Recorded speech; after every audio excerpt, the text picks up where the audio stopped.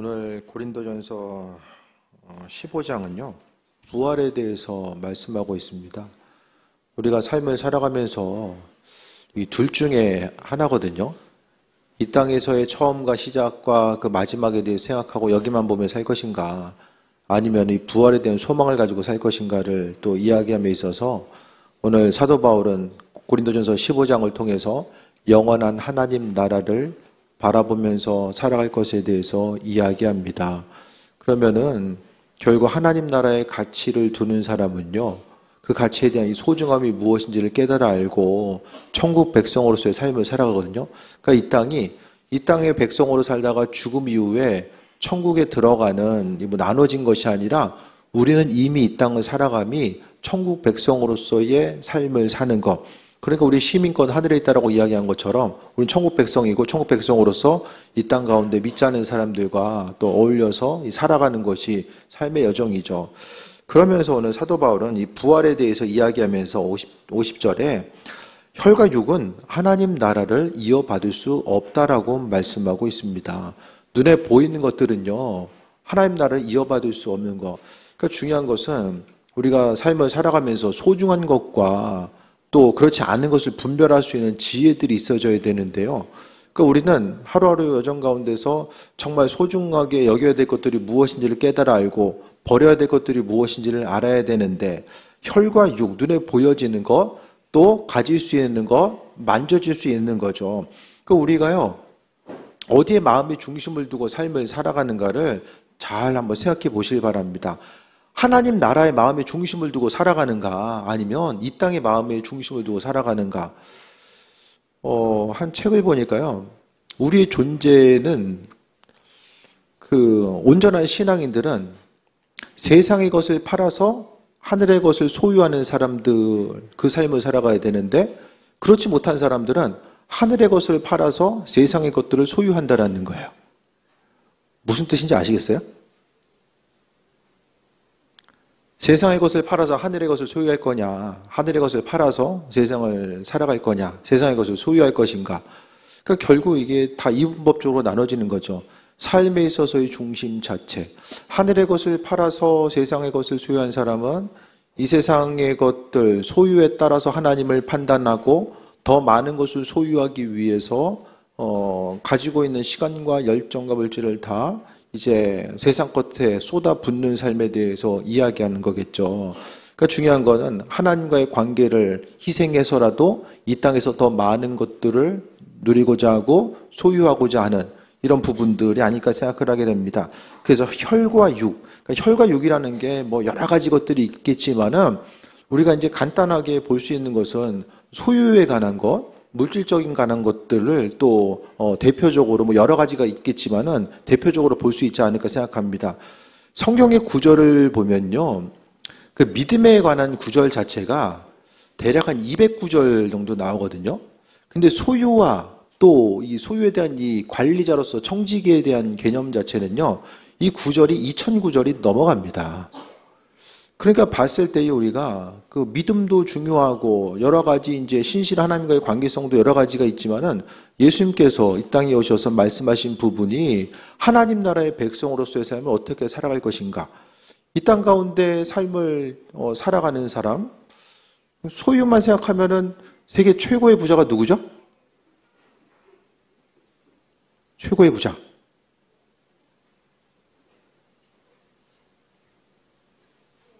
별 관심이 없죠, 그냥.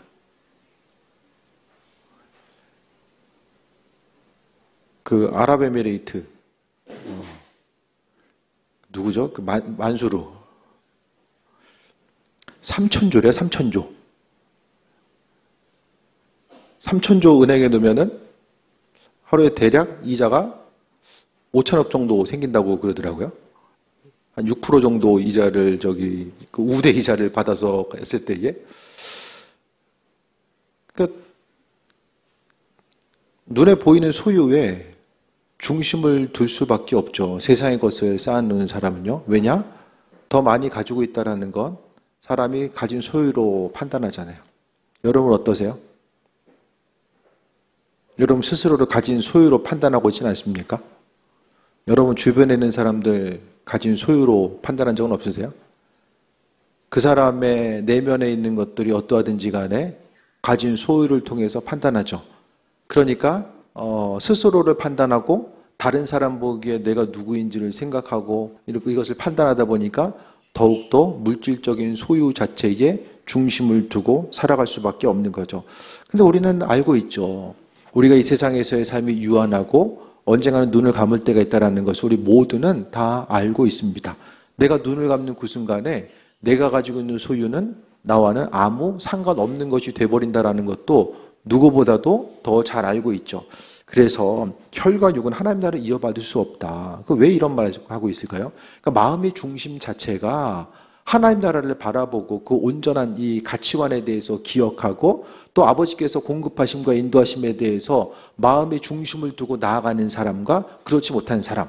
그러니까 하나님 나라 그 마음의 중심이 지금 어딜 가 있냐를 계속해서 하나님은 이 선한 그 청지기의 비유, 온전한 주인의 것을 관리하는 이 청지기를 통해서 말씀하고 있고요. 마음의 중심. 하나님은요, 우리가 더 많은 것을 소유하든 그렇지 못하든 그것에 우리가 생각하는 것만큼 그렇게 관심을 기울이고 계실까? 이런 생각도 하거든요.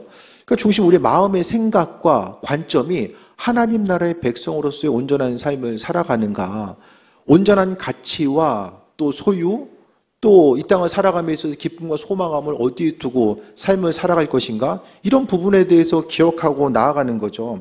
그래서 혈과 육은 세상에서의 욕심과 또 소망하는 그런 부분들은 하나님 나라를 이어받을 수 없고 또한 썩는 것은 썩지 않는 것을 이어받을 수 없다고 합니다. 그러니까 우리가 하루하루 삶을 살아감에 있어서 마음의 중심과 또 그러니까 남기는 삶, 쉽게 이야기하면 열매 맺는 삶을 살아가야 되잖아요. 하루하루 삶에 있어서 갈라디아에서 나와 있는 이 성령의 열매도 있지만은 우리가 인생을 살면서 열매들이 있어져야 됩니다. 그 열매 자체가 여러 가지 의미성이 있을 수 있겠지만은 하나님 보시기에 합한 우리의 삶에 있어서의 열매들 자체를 이야기하는 거예요.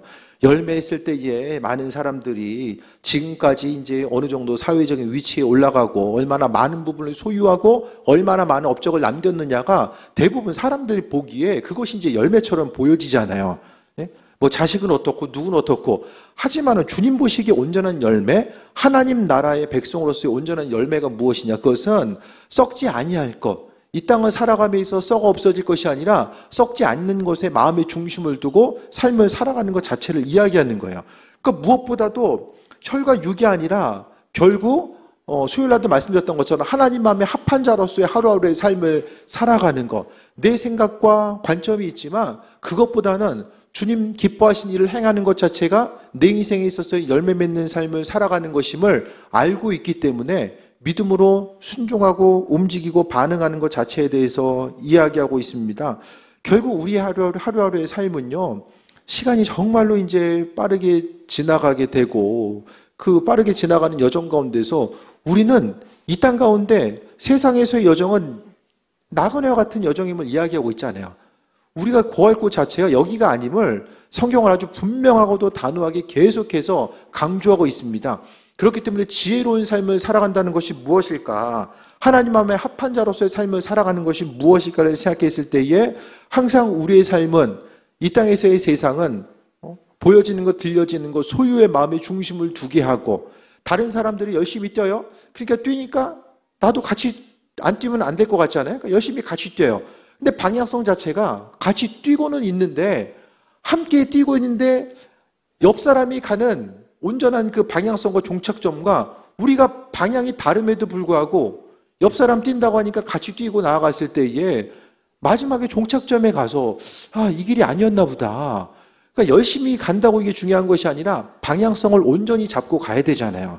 그러니까 하루하루의 여정 가운데서 우리가 주님께서 허락하신 지혜와 능력과 강건함, 그 은혜 가운데 우리가 살아감에 있어서 보여지는 것이 아니라 하나님 나라를 바라보고 또 그분께 나아가는 삶.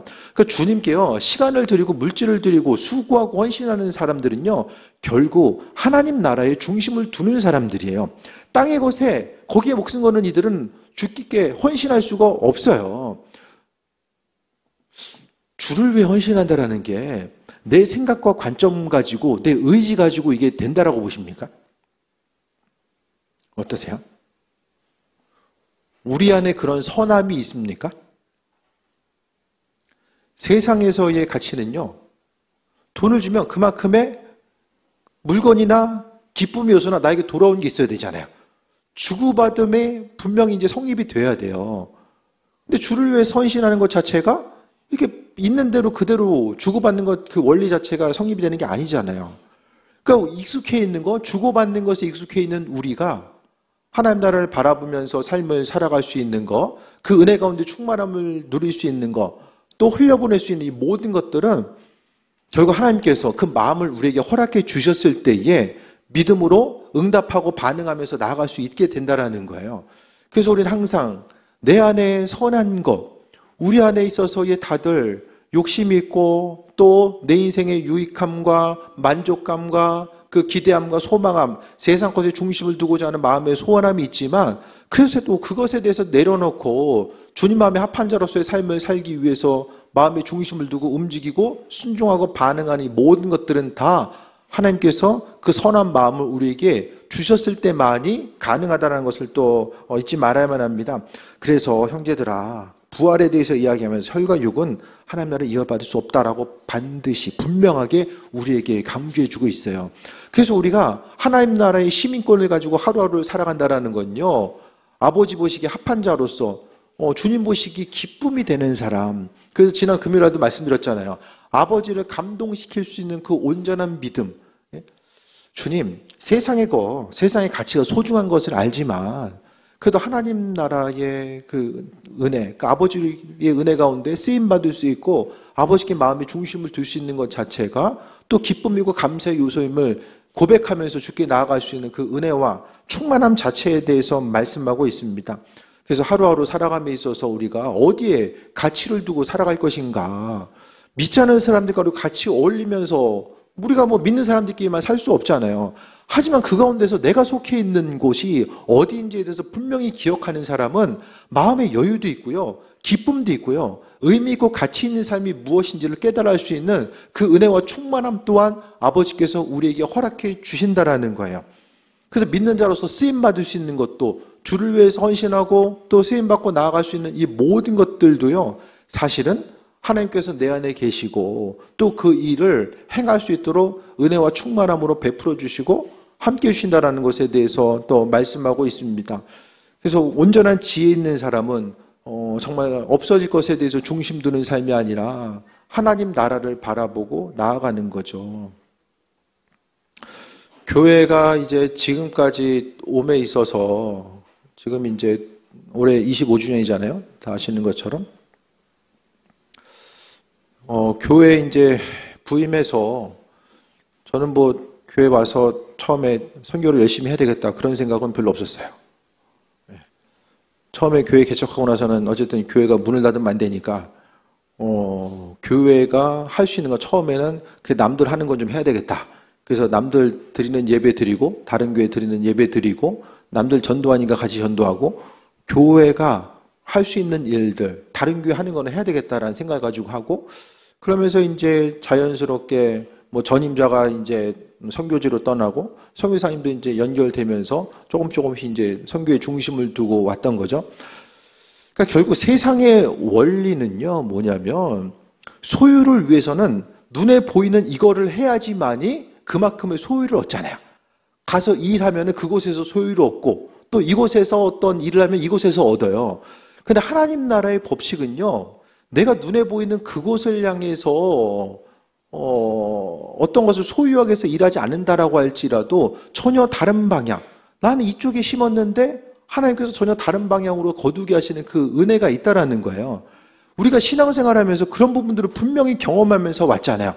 주님께서 허락하신 은혜 가운데 우리가 소유에 대해서 소중하고 또 교회가 이제 작을 때부터 선교를 하다 보니까 재정적인 부분에 대해서도 그렇고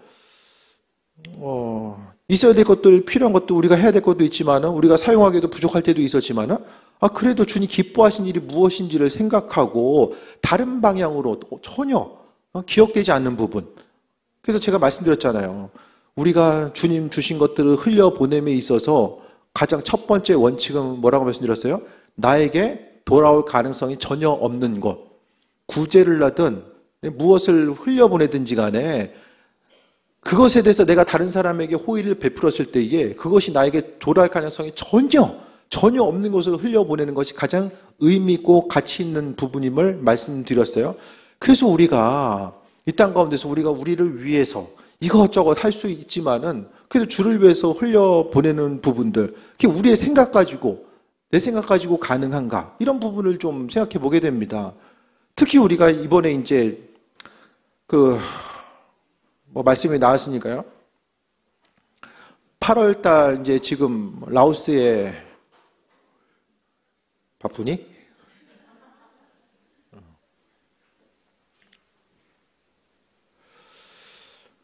라오스에 이제 선교센터가 이제 출발이 되고 조만간에 이제 건축 허가가 나고 이제 이루어질 것 같아요. 그래서 교회 이름 자체를 25주년, 광양교회 올해 25주년이잖아요. 그래서 25주년을 기념하면서 이름을 좀 그렇게 붙이고 싶더라고요. 25년 기념 선교센터에서 그렇게 이제 가려고 하고, 그래도 8월 한 달은 그래도 마음을 모아서 특별헌금하고 이렇게 나아가려고 하거든요.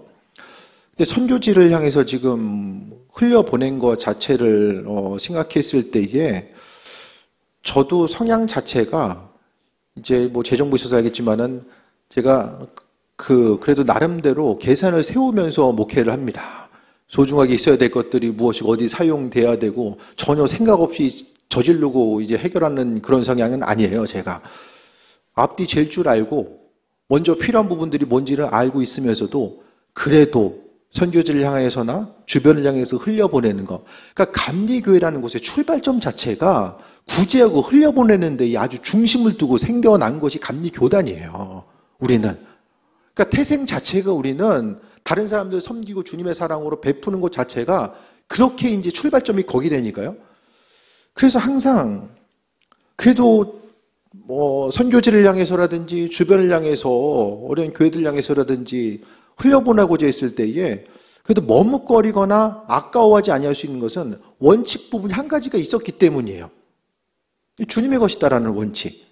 우리 교회에 맡겨주셨지만 이거 주님 것이다라는 그 원칙 자체가 있었기 때문에 이 모양 저 모양으로 사용하고 교회를 위해서 더 시설 투자하고 저것도 할 수 있었지만은 그래도 주님 기뻐하신 일, 주님의 것이니까 급한 곳에 더 사용할 수 있도록 그 은혜를 주께서 허락해 주셨기 때문에 지금까지 우리가 오면서 건물은 없지만은 그 어느 교회보다도 더 주님 보시기에 합한 곳으로서 흘려보내고 나아갈 수 있는 은혜와 충만함, 이 모든 것들이 우리가 욕심이 없어서도 아니고 더 우리를 위해서 사용할 수 있는데 그걸 몰라서도 아니고 한 가지 중요한 것은 아버지께 속해 있는 것, 아버지 뜻대로 흘려보내야 된다는 그것. 그러니까 결국 그 모든 것들이 지나고 보면은 제 생각도 아니고 하나님께서 상황을 또 만들어 가시고 그 은혜 가운데 충만함. 그 목회하면서도요, 교인들 보면서 정말 교인들 배워야 되겠다는 생각을 제가 할 때가 있고 교인들의 그 수고하고 헌신하는 것에 대해서 제가 마음이 감동이 될 때가 있어요. 라오스 그 교회 건축하는 부분에 있어서도 처음에 이게 제 생각이 아닌 건 아시죠? 김동현 목사님이 라오스 교회 세우고 싶다고 한마디 해놓은 거예요. 그게 이제 이게 스노우볼이 돼가지고 요게 이제 그렇게 된 거죠. 그러니까 김동현 목사님이 먼저 선포하고 저는 옆에서 따라가면서 요걸 이제 수습이라고 하긴 뭐하고 이거 아름답게 잘 만들어 가야 되는 용어들. 저도 인간적으로 생각하면은 지금 진선빌딩 3층에서 지금 옮겨줘야 되는 것이 지금 지상 과제이기 때문에 빨리 옮겨야 돼. 그럼에도 불구하고 주님 기뻐하신 일. 그래서 가끔 저는 내 목회 여정이 하나님께서 은퇴는 70이지만은 하나님께서 건강 허락해 주셔야지만 70까지든 할 수 있을 거 아니에요? 그러니까 당장 목회가 내년이든 후년이든 하나님께서 그만하실 때가 있는데 그 순간을 통해서 그래도 아버지 앞에 갔을 때에 그래도 흘려보낸 것 자체를 주님께서 기뻐하시지 않을까라는 생각을 가지고 움직일 수 있었던 거죠. 그래서 교회에 있다 보면은 선교지를 향해서 좀 이런 거 하고 싶다라는 얘기가 있을 때에 있을만 하면 이제 하나씩 생겨요. 요거 좀 흘려보냈으면 좋겠어요. 그러면은 교인이 나서서 이거 하겠다고 하는데 어떻게 됩니까? 주님의 사인으로 듣고 힘들지만 또 수고하고 헌신하며 나아가는 거예요. 선교지에 관련해서 제가 앞장서서 뭐 하겠다는 생각은 별로 해본 적은 없는 것 같아요. 그래도 마음에 감동받은 이들이 서로서로 모아져서 하나님 나라의 확장에서 쓰임받고 나아가는 것. 그래서 결국은 그 없어질 것에 대해서 마음의 중심을 두고 그게 아니라 이 땅을 살아가면서 어차피 한 번 살아가잖아요. 이 한 번 사는 인생 가운데서 혈과 육이 아니라 그래도 주님 기뻐하신 일을 향해서 나아가고자 하고 또 그래도 의미 있는 일, 아버지 기뻐하신 일이 무엇일까에 대해서 생각하고 나아가는 것. 그러니까 우리가 무슨 일 하든지 간에 교회 공동체는 효율성과 합리성이 아니라 주의 뜻, 교회는 분별해야 되죠. 이것이 주님의 뜻인지 아닌지를 분별해야 되죠. 그 분별함 가운데 서로 기도하고 또 맡은 바 사명이 무엇인지를 깨달아 알면 그 방향을 향해 나아갈 수 있어야 됨을 말씀드립니다. 그래서 없어질 것에 마음의 중심 두기보다는 아버지께서 우리에게 허락하신 은혜가 무엇일까? 우리를 어떻게 사용하길 원하시고 우리 교회를 어떻게 사용하길 원하시는가? 주님 기뻐하신 일들을 행하다 보면 아버지께서 더 은혜 가운데 함께 하시는 것. 우리 생명도 주의 것이고 우리 시간도 주의 것이고 물질도 주의 것이잖아요. 내 것이 어디 있습니까? 출발점 자체가 내 것이 어디 있어요. 하나님께서 주인 되셔서 그 모든 일들을 이루어 가시잖아요. 그것이 바로 신앙의 겸손이고 또 아버지의 주인 되심을 고백하면서 나아가는 거죠. 그러면서 바울 사도는 51절에 보니까 내가 너에게 비밀을 말하노니 우리가 다 잠잘 것이 아니요 마지막 나팔의 순간에 나팔의 순식간에 호련이다 변화되리니 나팔 소리가 나매 죽은 자들이 썩지 않을 것을 살아나고 우리도 변화되리니 이미 죽은 사람들이 몸이 다시 이제 부활하게 되고 또 살아있는 우리도 변화된다라고 말씀하고 있거든요. 그러니까 마지막 때 주님의 재림의 때가 왔을 때에 뭐 무덤이 열리고 이런 내용들이 있잖아요. 네. 어쨌든 뭐 이게 순서와 과정이 어떻든지 간에 주님이 이 땅에 임재하실 때가 있고 그것을 통해서 우리의 형체가 변화되어 나아가는 이런 과정들 자체를 말씀하고 있습니다. 어떻게 변화될지 모르겠어요. 어떻게 변화될지는 잘 모르겠어요. 근데 주님께서 우리의 형상 가운데 아름답게 하시고 은혜 가운데 충만함으로 함께 하신다는 것에 대해서 또 발견하게 되는데 그러면서 53절에 이 썩을 것이 반드시 썩지 아니할 것을 입겠고 죽을 것이 죽지 아니함을 입으리로다. 그러니까 주님께서 이 땅에 임하시고 우리가 부활하게 됐을 때에 죽지 아니할 것으로 입게 된다라고 이야기하고 있고요. 54절에 이 썩을 것이 썩지 아니함을 입고 죽을 것이 죽지 아니함을 입을 때에는 사망을 삼키고 이기리라고 기록된 말씀이 이루어지리라. 결국요. 영혼 구원이요. 어떤 사람들에게 이루어질까? 하나님 나라, 주님 나라에 대해서 기대와 소망을 가지고 가는 사람, 하나님 나라에 대한 가치가 무엇인지를 아는 사람, 그리스도 예수 주님과 교제함이 무엇인지를 깨달아 아는 사람들에게 아버지께서 주시는 것이 바로 영혼 구원이 아닐까 생각을 해보게 됩니다. 그래서 나중에 주님 앞에 가면 우리가 수고한 헌신들, 또 우리가 행했던 것들이 주님 앞에 무슨 의미성이었는지를 모든 것이 다 반드시 드러날 때가 있다라는 거예요. 그러면서 사망은 항상 우리를 삼키려고 하거든요. 사망을 어떻게 움직입니까? 사람이 죄 짓잖아요. 불신용하고 죄 지면은 이 사망 권세가 이제 역사하기 시작합니다. 죄는 죄로 끝나지 않는다라고 말씀드렸어요. 죄 짓고 끝나는 거 절대 아닙니다. 죄를 계속해서 뿌려보세요. 곳곳에 계속 한번 뿌려보세요. 어떻게 나타나나. 죄가 풍성하게 이제 죄의 열매를 맺습니다. 그러면서 죄의 열매가 우리를 찌르고 우리를 사망 권세로 사로잡으려고 하는 끊임없이 이제 사방이 주례받되는 거예요. 네. 죄를 너무 가볍게 여겨서는 안 됩니다. 그러니까 우리 왜 출발점이 왜 이렇게 되는지 아세요? 값없이 구원받았다고 생각하고 내가 구원받은 거 그리스도 예수 주님을 주인으로 고백했을 때에 구원받는다. 이렇게 이제 생각하잖아요. 신천지 들어간 사람들이 못 나온 이유 중에 하나가 죽으라고 교육받아. 교육받은 시간, 이 정의원 되기 위해서 아주 힘쓰고 노력했던 그 시간이 아까워서 못 나오는 거예요. 근데 교회 공동체를 생각했을 때에 그냥 값없이 받는다고 생각하니까 그냥 값없이 버리는 거예요. 우리가 구원을 값없이 받은 게 아니라 그리스도 예수 주님의 피값에 의해서 구원받았잖아요. 그거 잊어버린다니까요. 잊어버려요. 구원 자체가 얼마나 귀한 것인지, 교회 공동체에 속해서 하나님께 나아가는 것 자체가 얼마나 귀한 것인지 그것을 잊어버리면서 산다라는 거예요. 그 잊지 말아야 될 것은 그 온전한 구원, 그리스도 예수 주의 은혜 가운데 우리가 구원받았음에 대해서 기억하고 아니, 우리 영혼 구원하고 다른 거 바꿀 수 있겠습니까? 3천 줘 줄게. 우리 영혼 구원하고 바꿀 사람 있어요?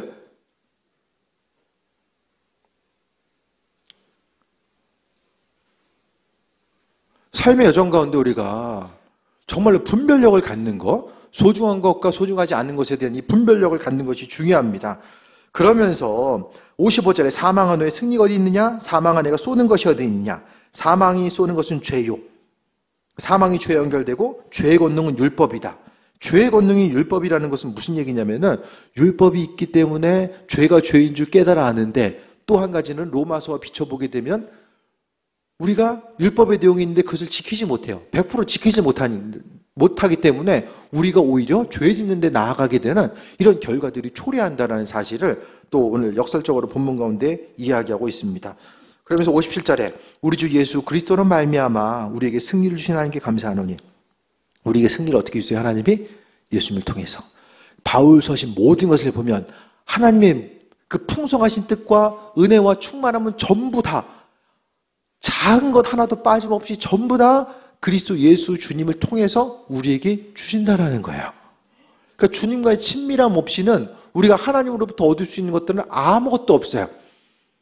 그러니까 결국 예배하고 수고하고 헌신하는 것들도 다 뭐 때문에 하는 거예요? 그리스도 예수 주님과의 친밀함 때문에 하는 거예요. 그러니까 주님을 배제하고 나서는 우리가 믿음의 여정 가운데 건질 수 있는 것도 아무것도 없고요. 예수님이 아니면, 내 안에 있는 예수님이 아니면은 죄 때문에 하나님은 우리를 쳐다보지도 않으시고, 야, 너 죄 때문에 같이 못 있겠다. 아, 절대 선이신 그분이 죄와는 비거리며 공존할 수 있습니까? 죄 덩어리인 사람. 하지만 주님께서 우리를 상대해 주시고 하나님께서 우리를 지켜봐 주시는 것은 내 안에 계신 예수님 때문에. 그러니까 기도 열심히 하는 것도 중요한데요. 아까 지금 뭐 셀리더 모임 속에서 나눴지만은 우리의 삶의 모습이 정말 주님 닮아가고자 하는 우리 혼의 영역에 변함이 없으면 기도받은 것이 그냥 그대로 이제 주님의 은혜로 충만하게 받아요. 근데 내 혼의 영역이 인격적인 부분이 변화가 안 되면은 그냥 내 안에 있는 주님께서 역사하시지 않는다라는 거예요. 내 자아가 강하고 내 생각과 내 욕심이 너무 강하게 차 있으면은 그냥 주님께서 내 안에서 활동을 하실 수가 없는 거예요. 주님께서 우리에게 인격 주셨잖아요. 우리가 무엇을 선택할 것인가? 내 마음과 생각이 믿으려고 하고 주님께 더욱더 가까이 가려고 하고 그 은혜 가운데 충만함을 누리고자 하는 사람과 그렇지 못한 사람과 똑같이 기도하고 똑같이 은혜를 받아도 그 은혜가 그 10년 가운데 풀어지는 것은 전혀 다르게 나타날 수밖에 없다라는 거예요. 그래서 악한 영이 떠나가도 삶에 있어서의 스스로 내 삶이 변화되겠다라고 하고 그리스도 예수로 체험하고자 하는 의지의 변화, 인격의 변화가 나타나지 않으면 정말로 이게 오랜 시간 기도한다라고 할지라도 그 은혜와 충만함을 경험할 수 없다라는 거예요.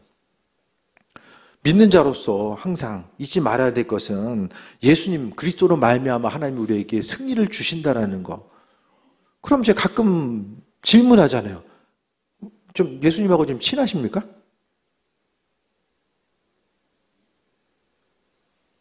좀 친하세요?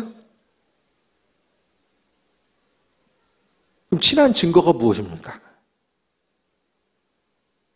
친한 척하는 거 말고 진짜 친한 거. 네?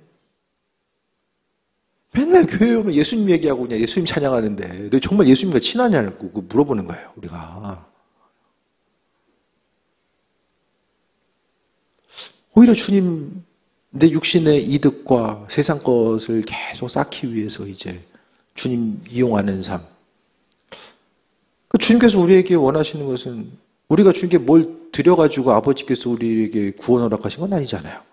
자녀이기 때문에 아버지께서 믿는 것 하나 보시고 은혜와 충만함을 허락해 주셨거든요. 근데 그분에 대한 친밀함 자체, 그러니까 많은 부분이 그냥 기도 응답이 되냐 안 되냐 그것 때문에 예수님 판단하고, 그러니까 기도 응답을 가지고 우리는요 창조주 하나님과 온 인류를 구원하신 그리스도 예수 주님에 대한 사랑을 논할 수는 없는 거예요. 이미 그분은 모든 걸 하시고 모든 것을 베풀어 주시고 이미 구원하시고 은혜로 함께해 주셨거든요. 이미 받은 것은 기억하지 아니하고 그냥 계속해서 주님과 줄다리 얘기하고 이게 씨름하는 것처럼 믿음 생활에서는 안 된다라는 거예요.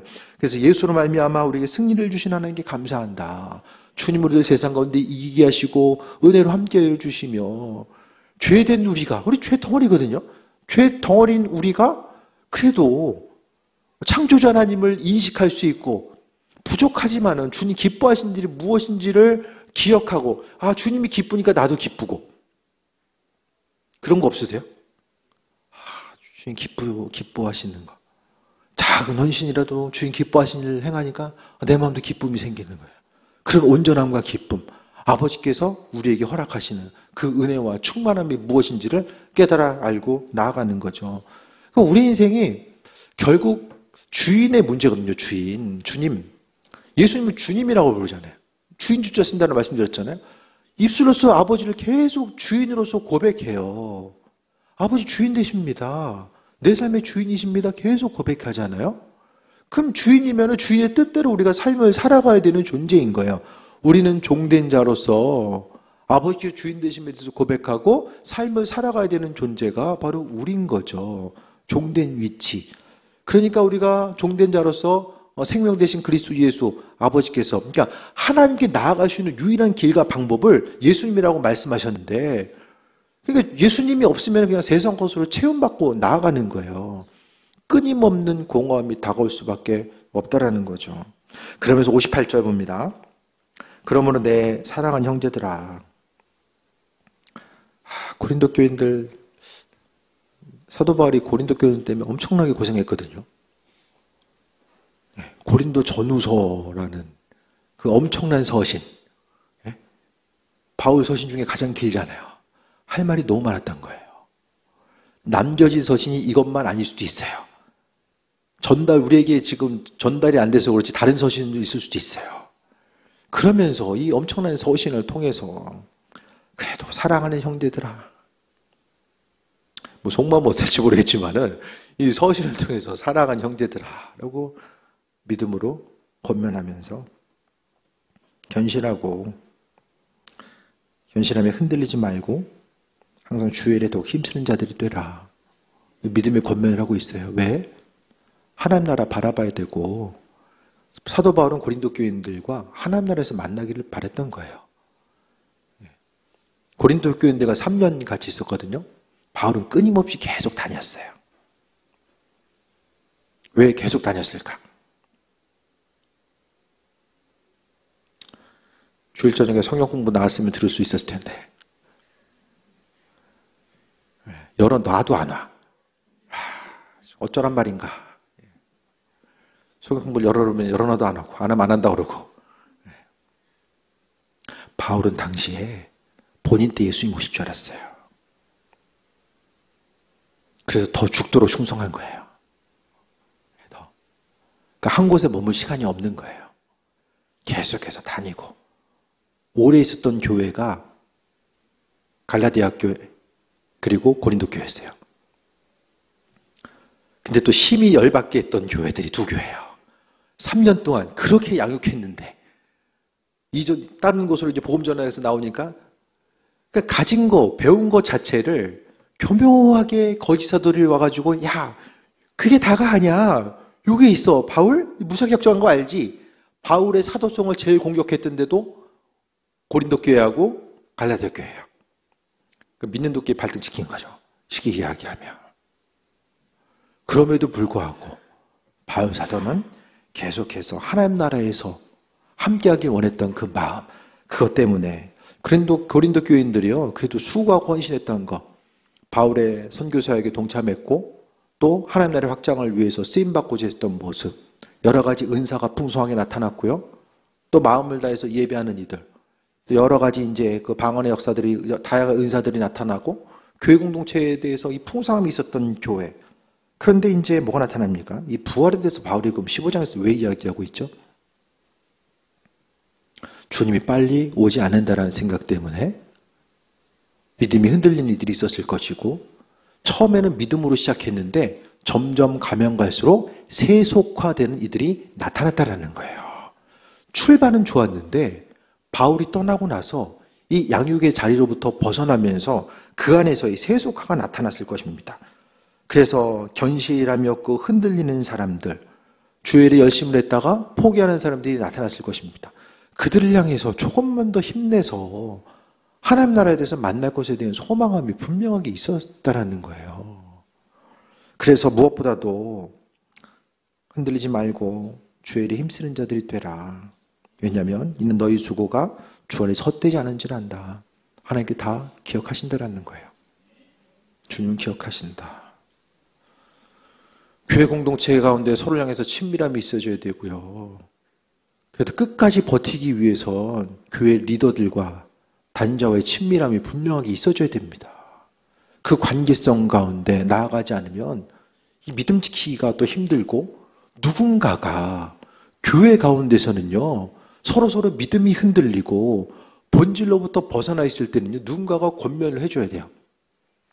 오늘 다른 교회 좀 목사님을 만났는데 그런 얘기를 하는 거예요. 학생부 예배 시간이 있는데 그 중학생인데 한 명이 거기는 이제 이렇게 의자가 아니라 앉아가지고 예배를 드리나 봐요. 근데 그 한 아이가 눕는데요, 이렇게 광고 시간에. 처음에는 의자에 앉아가지고 이렇게 기대는 줄 알아서 제가 요즘 애들 그래 그냥 잘 이해하고 가야 돼. 근데 옆에 기대는 게 아니라 눕는다는 거예요. 야, 심각하다. 네, 정말 뭐 이렇게 다양한 케이스 많이 들어왔지만은 그 중간에 눕는다라는 소리는 제가 처음 들어봐가지고 이게 좀 그러면서 이제 얘기하는 게, 근데 뭐 점점 더 그 교회 그 수련 목회자가 있는데 얘기를 했는데도 안 듣는다라는 거예요. 근데 목사님이 이제 그래도 교회에서는 계속 얘기를 해줘야 되는 거 아니냐, 이런 기준이 있다라는 것을 그래도 교회 공동체에서는 얘기를 해줘야지 되는 거 아니냐, 이제 이런 거 가지고 이제 잠깐 좀 토론을 했었는데, 이 많은 부분 교회 가운데서의 어떤 그 많은 부분 위로받기를 원하는데 신앙적인 권면에 대해서는 받아들이기 힘든 부분들이 분명히 있잖아요. 그러니까 학생 아이들 때도 그러니까 그 힘든데 나오는 것만 해도 참 교회에서 감사하게 여겨야 되냐. 이게 높는 데까지 가니까, 근데 이제 좀 이제 목사님 얘기하는 게 집에서 이제 그 부모님들이 좀 관용적으로 아이들의 자율성을 길러줘야 된다. 이렇게 해서 그냥 거의 방목을 한 거예요. 하고 싶은 거 잘할 수 있게. 이제 이렇게 하다가 이 기준 자체가 이제 사라지다 보니까 옳고 그름 자체를 이게 이제 분별하는 능력이 조금씩 이제 사라져가는 과정들.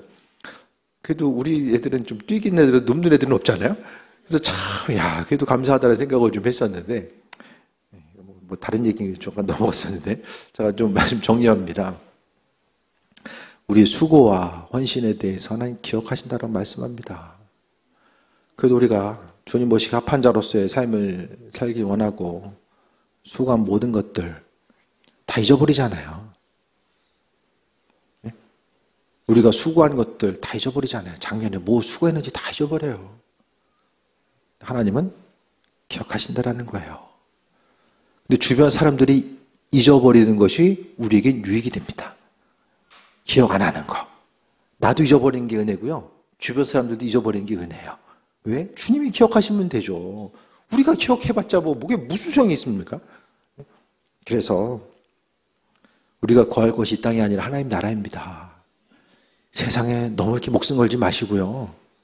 세상에 이룰 수 있는 것, 때로는 수고하고 힘썼을 때 이루지 못한 것들도 있을 거예요. 그것 때문에 자책하거나 포기하거나 절망하지 마시고, 하나님 보시기에 내가 누구인가, 주를 위해서 수고하고 헌신한 모든 것들 아버지께서 기억하시겠다라고 말씀하시잖아요. 그러니까 우리는 하나님 나라의 백성으로서의 온전한 삶을 살아가고 이 인생을 살아가면서 참된 의미와 가치가 무엇인지를 깨달아 알고 나아가야 됩니다.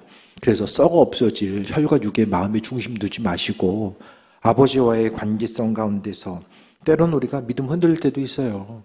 수고하고 헌신했기 때문에, 수고했기 때문에 또 마음 흔들릴 때도 있거든요. 하지만 보이든 보이지 않든지 간에 아버지께 주인 되셔서 일하신다라는 거, 우리가 지금까지 걸어왔던 것, 앞으로 걸어갈 길도 마찬가지죠. 주님만 인정하시면 되잖아요. 사람들이 알아주건 몰라주건 그것과는 상관없이 주님을 기억하시고 아버지 마음에 합한 자로서의 삶을 묵묵히 걸어가다 보면 주님께서 잘했다 칭찬하시고 은혜 가운데 충만함으로 함께할 줄 믿습니다. 믿음의 여정 가운데 승리하시고 또 기쁨과 소망함 그리스도 예수를 통해서 날마다 그분께서 우리에게 허락해 주심에 대해서 감사하고 썩어 없어질 것이 아니라 부활에 대한 소망함을 가지고 하나님 나라 바라보면서 승리하는 귀한 삶 되시기를 축원드립니다. 우리